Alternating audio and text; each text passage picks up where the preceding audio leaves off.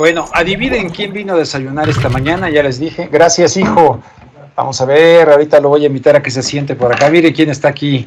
Don Pablo Moctezuma Barragán, estimados amigos, en vivo y a todo color. Pablo, a ver, que no vaya a tener miedo de que lo vaya a infectar. ¿Cómo estás, mi querido Pablo? Qué Muy gustazo. contento, Rubén. Qué gusto que hayas venido aquí. Gracias por la invitación. No, hombre, al contrario, mi querido Pablo. Oye, te manda en este día. Más en este día, ¿no? Señalar. ¿Cómo terminamos el año en México en cuanto a cuarta transformación? ¿Cuál es tu evaluación? Pues con problemas muy, muy complejos. Creo que hay que tener en cuenta que México sí necesita esta transformación. Sin embargo, se crea un clima en el que todo se personaliza, entonces, o estás a favor, o estás en contra. O estás en contra. Entonces, si estás a favor, tienes que estar de acuerdo con todo, hasta con el más mínimo detalle, y si estás en contra, tienes que estar contra todo, incluso con fake news, deformaciones, etc. Por otro lado, se da un clima en el que no se argumenta con respeto, intercambiando puntos de vista, sino estamos en el insulto y la descalificación. Entonces, bueno, este es un círculo vicioso en el que todo mundo descalifica, insulta y se pone en contra o al revés y a favor. Y los problemas que hay que resolver, las soluciones, pues están fuera de la discusión. Entonces creo que sí hace falta una transformación y que hay que tener una agenda, un proyecto nacional de qué cosas tenemos que ir resolviendo. Uh-huh. Y bueno, todo lo que haga el gobierno que abone a esta cuestión, hay que apoyarlo. Sin embargo, tomemos un solo ejemplo, los impuestos. Qué bueno que se estén cobrando impuestos, claro, que antes se condonaran, es algo muy, muy positivo. Como el caso de Slim, que es el caso de Slim, uh-huh. Pero qué malo que las grandes corporaciones estén acumulando fortunas inimaginables. Simplemente los 10 mexicanos más ricos de México este año aumentaron 40% su riqueza. Los 10 mexicanos aumentaron 40% sus riquezas. En este año. En este año. Entonces, qué bueno que se cobren impuestos que no pagaban, pero hace falta una reforma fiscal progresiva y que pague más el que gana más, porque todos sabemos que paga más el que menos gana, o sea, el ISR de cualquier mexicano pues anda en el 30% y las grandes corporaciones pagan que un 2, un 3, 4%, ¿no? Entonces hace falta una reforma fiscal, hace falta una ley general de aguas, o sea, es escandaloso ya la cuestión de la falta de agua. Yo vivo en Azcapotzalco, como sabes, Rubén, uh-huh. Pues nos la pasamos diciembre sin agua, 3 semanas. 3 semanas sin agua en Azcapotzalco. Ajá. Y bueno, siempre hay algún pretexto técnico que no, que es que la Comisión Federal de Electricidad cortó la luz porque no pagaron y entonces, en fin, un problema, se presenta como un problema administrativo. La verdad es que no hay agua.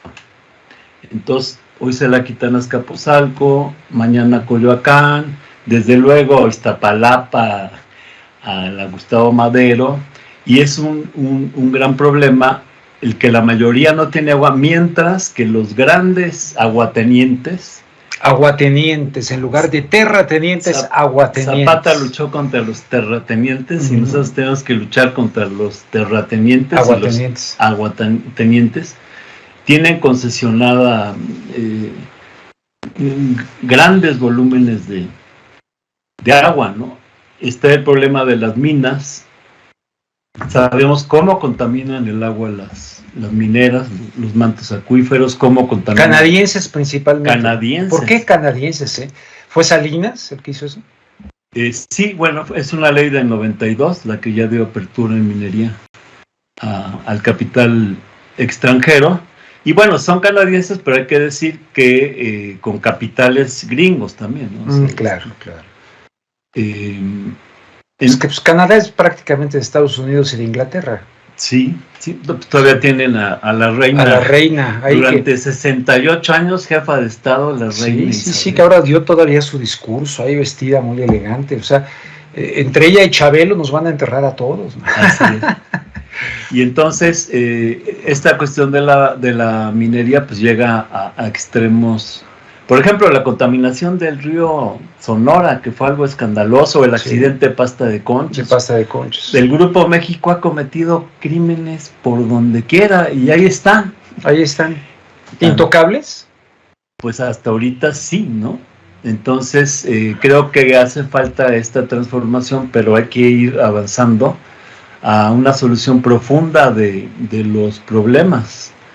Toda la cuestión de la diferencia salarial entre lo que gana el trabajador mexicano y los trabajadores de Estados Unidos o de Canadá o de otros países se tiene que corregir profundamente y este es un problema también, el problema laboral, en el que si tú te asomas a cualquier empresa, pues va a haber una serie de violaciones laborales y pues nadie se entera, menos ahorita con esta cuestión de la pandemia. La gente pues tiene miedo de abrir la boca y hay muchísimas cuestiones a resolver en lo laboral. Sabemos que el problema de la violencia pues tampoco sea para nada, más bien se ha hasta agudizado, ¿no? Creo. En fin, hay una serie de problemas. Y bueno, me salté una cuestión muy importante en la minería, que es nacionalizar las principales riquezas, como sería el litio, como sería la plata. México ha sido históricamente el primero o segundo productor de plata del mundo. Esas riquezas estratégicas deben ser para los mexicanos.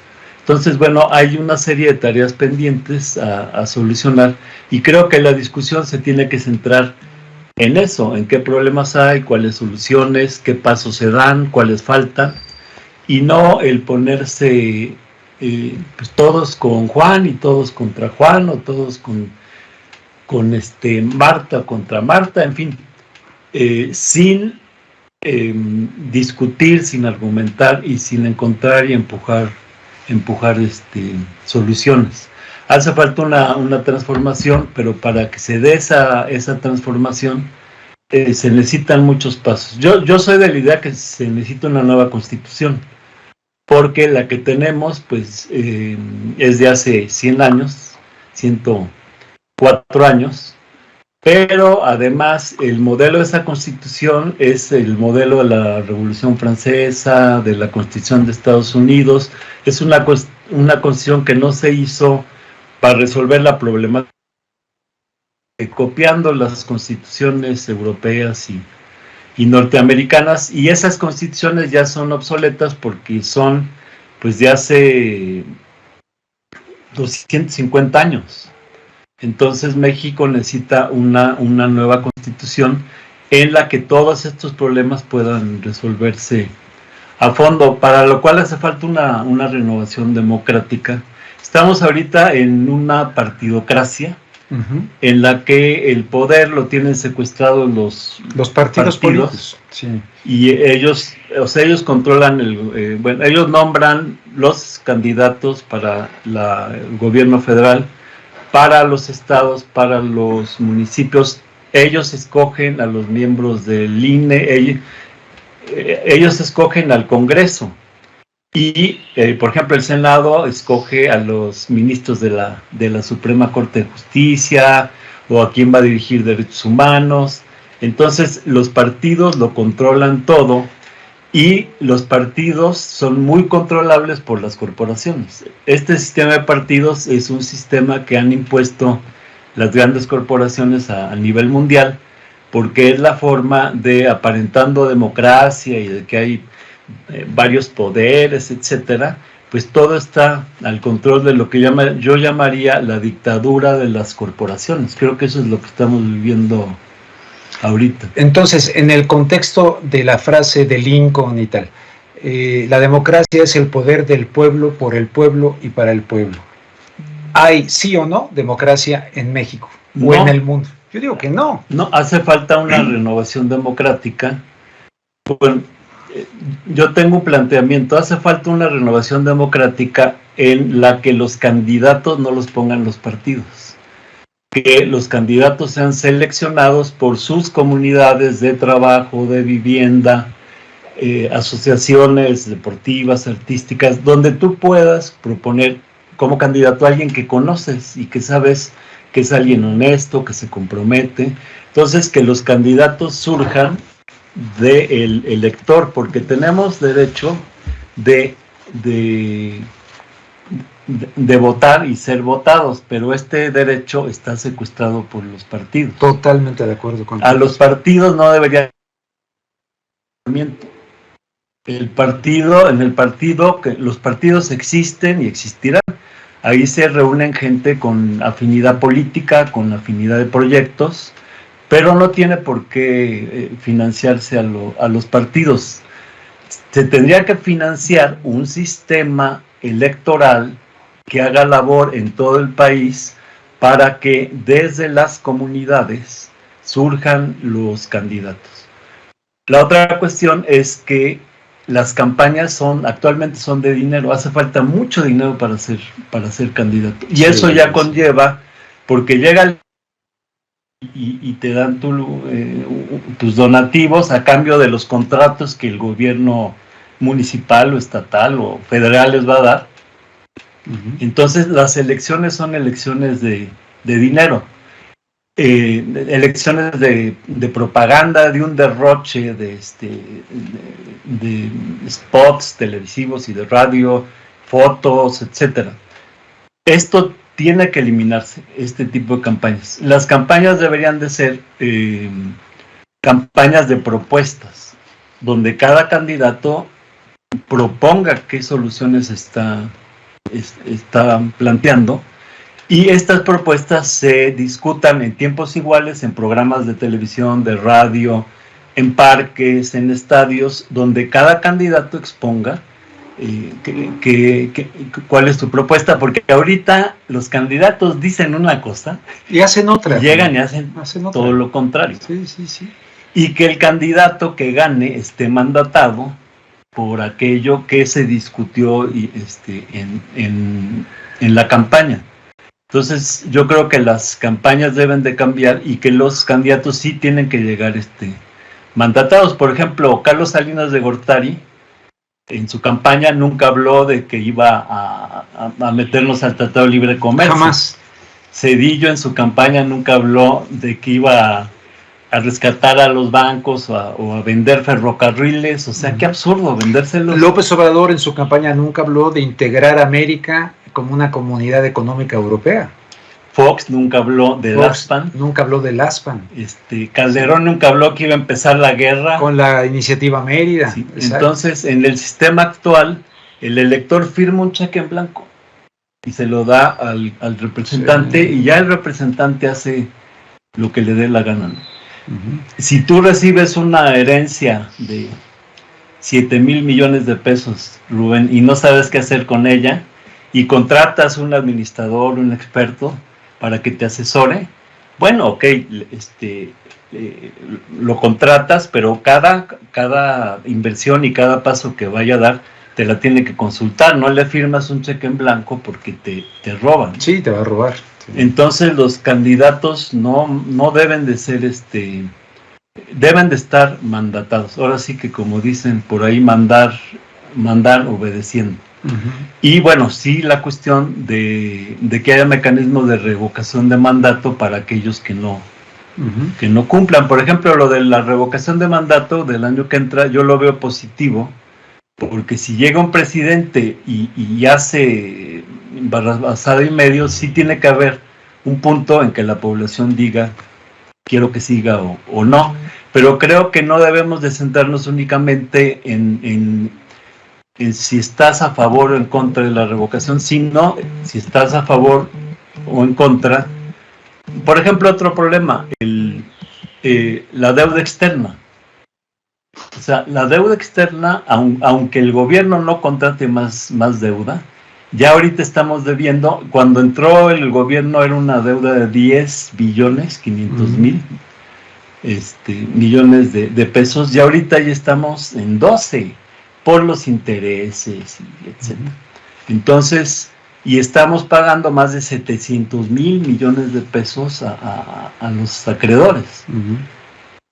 Cuando estás en crisis, actualmente estamos en crisis por la pandemia, por la economía, etcétera. Cuando estás en crisis, supongamos una crisis familiar, se enferma uno de tus hijos, pues los recursos que tengas los usas para salir de esa crisis. Si tienes a tu niño enfermo y llega el acreedor a tocarte la puerta y le dice, ¿sabes qué? Espérame, ahorita no puedo.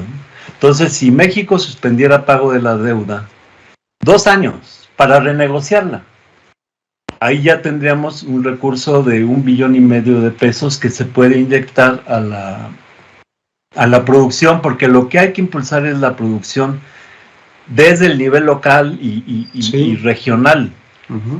Cada municipio tiene que tener su estudio, su vocación económica, y tiene que poner proyectos de desarrollo municipales para que la gente tenga trabajo ahí en su... Tú lo hiciste cuando fuiste, porque Pablo Moctezuma Barragán fue, bueno, en ese momento no era alcalde, sino delegado.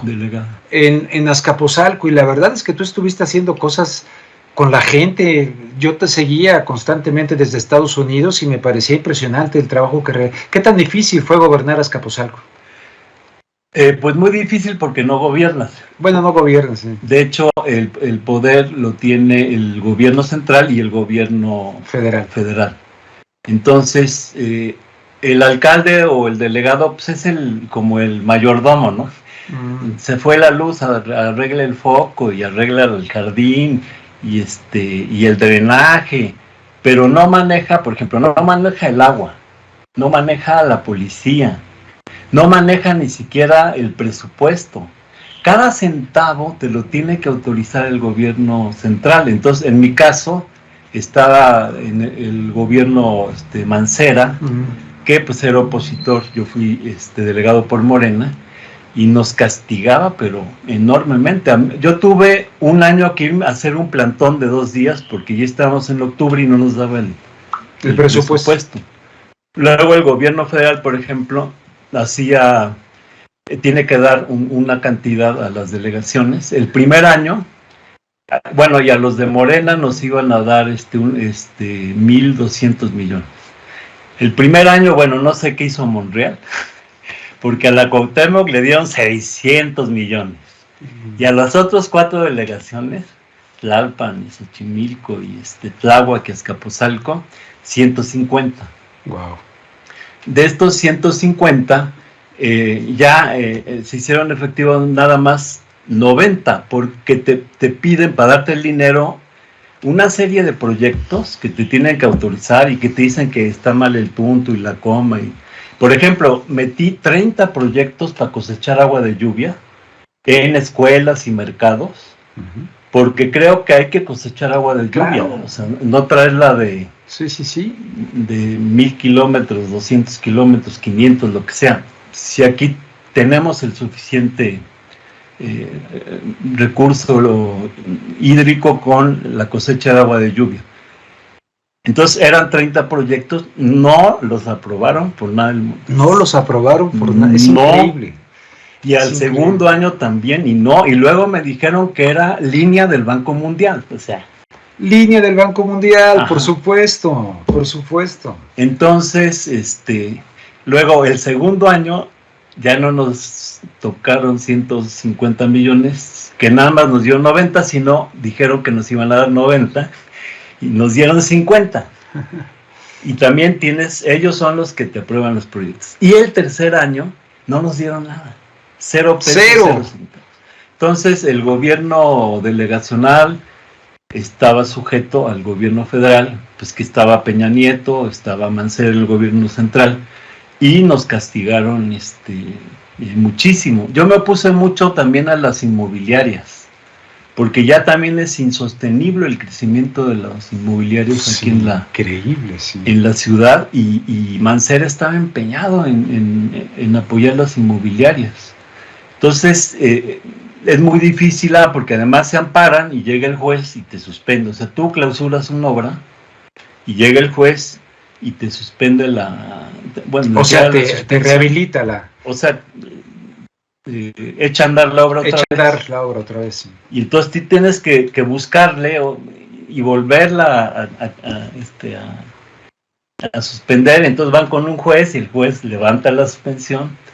Entonces, entre el gobierno central, el gobierno federal y los jueces realmente te dejan márgenes de maniobra muy, muy pequeños. Otra cuestión es que los presupuestos van llegando hasta marzo, y en octubre te levantan la canasta, y en el interín te tienen que aprobar todos los proyectos. Entonces, es muy difícil, es muy complicado, cuando el presupuesto pues debería tenerlo ya cada alcaldía ahora y ejercerlo. Claro. Sin estar solicitando que todos los proyectos sean... Claro. Oye, Pablo, llegamos a este final del año sin corrupción en México. Bueno, se han dado golpes importantes porque estaban... Hace 50 años se decía que el gobierno, hacía el pastel y se llevaba una tajada, ¿no? Bueno, ya en la época de Fox, Calderón, de Peña, el gobierno se robaba la harina, el huevo, la leche, y no había pastel, o sea, ya ni siquiera era una tajada, se robaban todo. Ahorita se está combatiendo la corrupción, pero hace falta mucha organización, hace falta todo, tiene que cambiar toda la normatividad. Ahorita toda la normatividad está tan complicada y está hecha para que únicamente la manejen grandes expertos, y entonces eso da pie a que sigan los moches, etcétera. Por ejemplo, la cuestión de las licitaciones, ¿no? Esta cuestión de que supuestamente toda obra se tiene que concursar, pero los gobiernos ya tienen al ganador, hacen el concurso, que es una simulación, pero para entrar le tienen que dar su moche, en fin. Hace falta estudiar profundamente una reforma administrativa para evitar y atajar todas estas formas que tienen de coaccionar para recibir pues mordidas, ¿no? En fin, hace falta continuar esta transformación, pero con un proyecto muy, muy definido. Muy bien, Pablo, pues algún otro asunto que cruce por tu mente en este fin de año que invites a reflexionar a la audiencia de Entre Noticias aquí en Contacto. Pues bueno, creo que el año 2022 es un año de muchos retos. Creo que la sociedad mexicana ha madurado. Estamos en un punto en que ya no se puede vivir como antes y tenemos que encontrar nuevas formas de vida, nuevas soluciones, nuevas alternativas. Y creo que estos próximos años van a ser estos años en el que la transformación se haga efectiva. Entonces, bueno, es un gran reto vivir hoy por hoy en este mundo tan complicado, pero a la vez que nos abre grandes oportunidades. Creo que la gente estamos madurando, estamos creciendo. Siempre entre la crisis y la contradicción se da lo nuevo. Por ejemplo, un parto pues es muy doloroso, hay sangre y dolor, pero es la vida nueva que viene. Y creo que en medio de todos estos problemas, complicaciones, violencia que existe, pues tenemos que construir una nueva sociedad donde lo que priva es el bienestar para todos los seres humanos.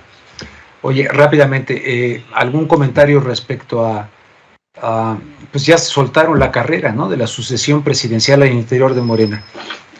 ¿Quién consideras que sin quererte comprometer a nada más, ¿quién puede reflejar más las ideas de López Obrador dentro de Morena de cara a la sucesión presidencial? Ya ves que dice Fox ahora, no, se tienen guardado ahí a Adán Augusto López, ¿no? Al secretario de Gobernación, es el verdadero delfín, el verdadero tapado, dicen ahí. Yo creo que el estar a mitad del sexenio, ya viendo quién va a ser el candidato, yo no estoy de acuerdo. Yo insistiría en que hay que ver primero qué es lo que tiene que ser este gobierno de aquí al 24. Y después qué proyecto es el que hay que impulsar. Y si hay algún candidato, alguna candidata que esté hablando a este proyecto de transformación, un nuevo proyecto de nación, entonces apoyar, pero creo que tenemos que enfocarnos en el proyecto necesario para que México salga adelante y no en que si fulano, fulana, claro, etcétera, porque... Pero el mismo presidente es el que dio el banderazo de salida. Efectivamente. Él mismo adelantó los tiempos. Sí, creo que tenemos que estar en el hoy, en la solución de los problemas. Y hay varios muy, muy graves. Yo insisto mucho en esto del agua, y ya lo estamos viviendo. Insisto en la cuestión de la deuda. Creo que hay que suspender el pago de la deuda externa, renegociarla, porque históricamente cada gobierno progresista de este país ha suspendido el pago de la deuda, porque tú no puedes echarle a cuestas al pueblo lo que debe el viejo régimen. Después de la independencia no ibas a pagar lo que los virreyes se habían endeudado. Entonces, Guadalupe, Victoria, Vicente Guerrero, Valentín Gómez Farías, Benito Juárez, en la Revolución suspendió el pago de la deuda, hasta durante todo el cardenismo suspendió el pago de la deuda. Históricamente, cuando el país está en problemas, los gobiernos progresistas le dan prioridad al desarrollo interno y no a pagar al acreedor. Y cuando se han suspendido pagos de la deuda, el resultado siempre ha sido favorable. A Juárez le pedían como 350 millones ya con la República restaurada y cuando se renegoció la deuda, y aceptó nada más pagar 80, y los acreedores, pues de lo perdió lo que aparezca. En la época después del cardenismo se debían como 400 y se renegoció y aceptaron 40. Entonces ahorita si realmente se auditara la deuda, esos 12.5 billones, porque gran parte es deuda chatarra. Si nos ponemos a revisar este problema, vamos a depurarla y seguramente habría una renovación en la que nos ahorraríamos muchísimo dinero, tanto en el periodo de que suspendieron pagos como después habría quitas muy importantes. Entonces es un paso muy importante. Otro es el del litio, nacionalizar el litio, recuperar la soberanía energética. Qué bien que se estén haciendo la refinería de Dos Bocas y que seamos esté trabajando para la autosuficiencia en gasolina. En fin, creo que esos problemas son los que tenemos que atender, y cómo parar la violencia, cómo parar los feminicidios. Creo que eso es en lo que nos tenemos que enfocar y no andarnos distrayendo apostándole a tal o cual. Oye, obviamente a estas alturas, como en todas las familias, ya cada quien va agarrando su camino, ¿no? Entonces ya la familia Moctezuma Barragán ya no hacen reuniones de fin de año entre los hermanos, hermanas, ya cada quien por su lado. Bueno, era muy, muy grato reunirnos todos cuando vivían mi padre, mi madre. Murió mi madre en el 2000. Todavía mi papá mantuvo gran unidad y esa tradición de comer los domingos, etcétera, ¿no? Sí. Y bueno, se van los padres, cambian las dinámicas, pero creo que a nivel familiar siempre hay que mantener Claro. Y hoy en la noche pues se hablan y todo, ¿no? Una muy buena relación. Creo que cada familia tiene que aprender mucho unos de otros, y es un nivel en el que debe prevalecer la unidad, Sí. El amor, independientemente de que a otros niveles pues haya proyectos o intereses distintos. Claro. Sí, porque en la familia de Pablo, hasta un sacerdote que murió, era sacerdote, atendió a una cuñada mía, por cierto. Lo admiraban y lo querían mucho, en fin, la familia Moctezuma Barragán, que es en serio, descendientes de Moctezuma, ¿no? Sí, ¿En serio, así? Porque no, sí. Sí. Yo te veo y te veo como español así en la calle, güey. Bueno, lo cierto es que, bueno, descendemos de Tecuixpo, de Isabel Moctezuma, por parte de 4 bisabuelos, de 2 bisabuelos paternos y 2 bisabuelos maternos, porque mis padres eran primos lejanos. Ah, tus padres eran primos lejanos.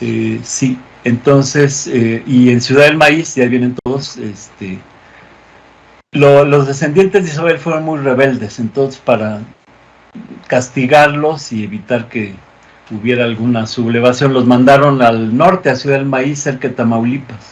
Entonces ahí hay muchos descendientes de Moctezuma, y de ahí vienen 4 de mis bisabuelos. Pero bueno, también es cierto que cada uno de nosotros, si estamos pensando en 15 generaciones, pues sí, descendemos de 20,000 gentes. Sí. Entonces, bueno, sí desciendo de Moctezuma, pero de otros 18,723, ¿no? Entonces, claro. Pero lo que sí es que hemos guardado ciertas tradiciones, cierto comportamiento que se ha pasado de generación en generación. Por ejemplo, la honradez es un rasgo que siempre mi bisabuelo, mi abuelo, mi papá fue un arquitecto que construyó muchísimo. Él hizo la torre de Pemex. El arquitecto Barragán. Moctezuma, sí, Pedro Moctezuma. Perdón, cierto, sí. Díaz Infante. Pedro Moctezuma Díaz Infante. Sí. Y nunca se robó un quinto. Le llevaban los cheques, no mide su comisión, ¿no? ¿Cómo? No, es que ya está presupuestado. Nunca se robó un quinto. Creo que eso es una tradición sana. Pablo, mi querido Pablo, muchísimas gracias por venir a desayunar aquí. Oye, a ver si hago así una tradición de invitar los viernes, así gente buena onda que vengan a desayunar a casa y transmitimos aquí los viernes. Muy buena idea, Rubén. Te agradezco mucho. Feliz año 2022, muchas satisfacciones, éxitos a todas, a todos y a todes. Perfecto.